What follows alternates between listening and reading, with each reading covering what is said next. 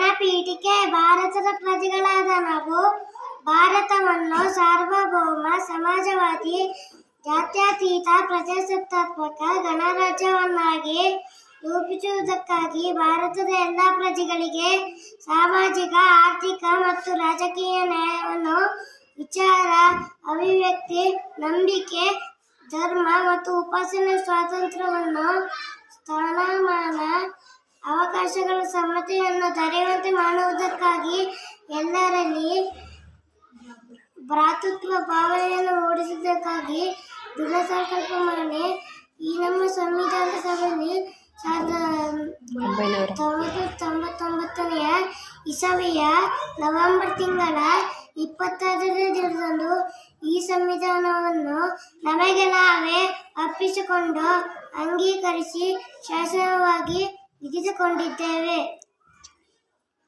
Jai Hind.